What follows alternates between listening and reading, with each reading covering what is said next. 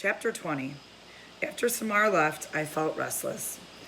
Restlessness is not a useful quality in a tree. We move in tiny bits, cell by cell, roots inching farther, buds nudged into the sunlight. Or we move because someone transplants us into a new location. When you're a red oak, there's no point in feeling fidgety. Trees, as I said, are meant to listen, to observe, to endure. And yet, just once, before I said goodbye to the world, what would it be like to do something other than be passive? To be an actor in the stories unfolding around me, maybe even to make things a little bit better. Bongo, I said softly, are you awake? I am now, she grumbled. I have a question. I'll get back to you first thing in the morning. How does friendship happen? Bongo responded by snoring. I could tell it was a fake snore. Her real snores are so loud that they scare the baby possums. I'm serious, I said. Bongo groaned. I don't know. It just happens. But how does it happen? Friends have things in common, Bongo said. And there you go. Your answer in 5 words. See you in the AM, pal. I thought about her reply. But what do you and I really have in common when you get right down to it? With a loud exhale, Bongo flew down to the ground.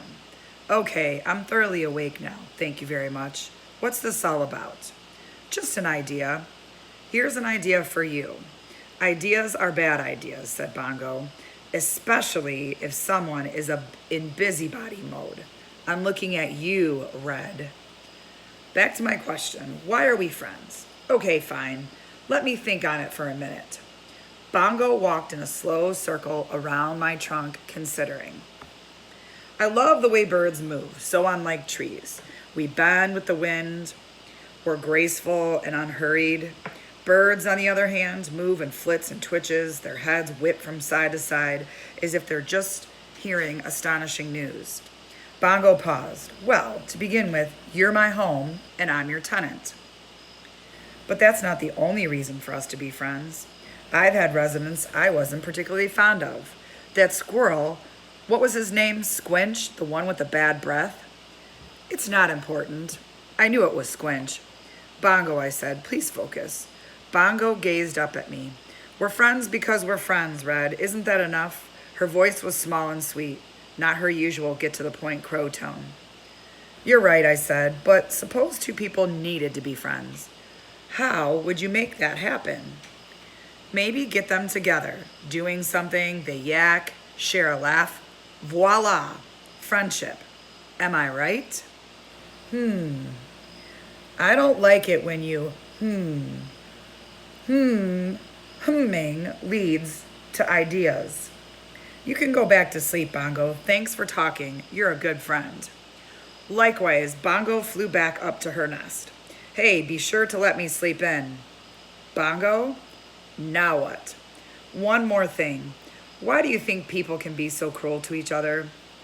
It's not like the rest of us are exactly angels. Last night, I saw Agnes eat a whole lizard in one bite. Agnes, the barn owl who lived with her nestlings in my highest hollow, flapped her wings in annoyance. Hey, a girl's gotta eat, and you're a fine one to talk, Bongo, she said. Is there anything crows won't eat? My point, Bongo continued, is that the world's a tough place. Doesn't matter if you're a bunny or a lizard or a kid. With that, Bongo started snoring. For real this time, but I was still wide awake. Ma? What's that horrible noise? Came a startled voice of a baby possum. That's just Bongo sleeping, her mother replied. Bongo had been right. I was hatching an idea. She'd always said I was a busybody, not to mention an optimist. An optimist, Budinsky. Well, there were worse things. Trees are strong, and we're the strong, silent type. Unless we're not. Chapter 21. Bongo, I said very early in the morning as the last stars faded away like fireflies, there's something I need you to do. Does it involve potato chips? Bongo mumbled. No, then I'd rather sleep. It's about Samar. You promised you'd let me sleep in. I didn't promise. You implied. I want to grant Samara's wish.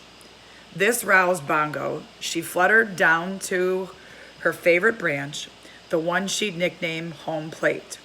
Bongo likes to watch the kids play softball at the elementary school. Red, you don't make wishes happen. You're the place where wishes go.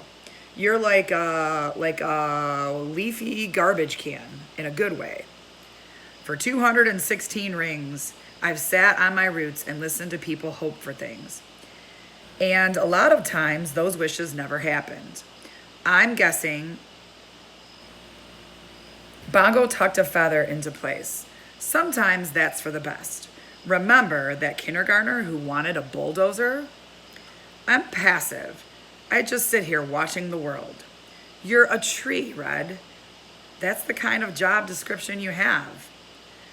This is a good wish, and it's a wish I can make happen. I paused. Well, we can make happen. Yeah, I had a feeling that's where you were going. Bongo glided to the ground. Look, I heard Samara's wish. How exactly are you going to find her a friend? You'll see, I said, hoping I sounded more confident than I felt. Red, Bongo paced back and forth. With each step, her head bobbed forward. You've got more serious issues, pal. Francesca's talking about turning you into toothpicks, and your residents are frantic about where they're going to have to move if that happens. She came close and nudged me fondly. Of course, they're worried about you, too. I know that. Fresh baked bread poked her head out from under the porch. It was barely dawn, and the only white striped running thing the length of her face was clearly visible. I've offered to take in one of the tree families temporarily, she announced. Preferably the possums. They're better behaved than the ewes. That's very generous of you, Fresh, I said, but I was interrupted by Big Ewe, mother of the 3 raccoon babies. She was in the large hollow, grumbling underneath her breath. I beg your pardon, she exclaimed. You, and you have excellent manners. They're too inquisitive, said Fresh Baked Bread. Always poking their nose where they shouldn't be, grabbing things with those little paws of theirs. Well, at least they don't stink. Big Ewe cried, and your children have paws last time I checked. Harry Spiders, the mother possum, peeked out cautiously from her own hollow. Opossums name themselves after things they fear. Stink is in the nose of the beholder, said the hairy spiders. And while I personally think your children have a delightful odor, Fresh, I've already got dibs on the woodpile 2 doors down. Should anything happen to dear Red, she patted me. No offense, love. Just thinking ahead, you know. No offense taken, I assured her. I saw that pile first, Big Ewe cried.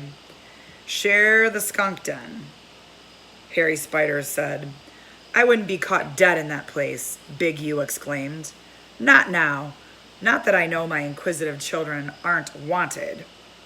Well, they are a bit boisterous, said Harry Spiders. At least my children have spunk, said Big Ewe. Your kids faint when they see their own shadows. Playing possum is a useful adaptation, said Harry Spiders, her pink nose twitching. The world is a dangerous place, and in any case, we can't control it. It just happens. If I might interrupt, came a cool voice from the highest branch. It was Agnes. There's a nice-looking linden tree 2 blocks away, just vacated by a gray squirrel family. We're looking at it as a possibility, but there's a tomcat that runs loose there. Collar, no bell, so it's an issue. Also, a big slobbery dog.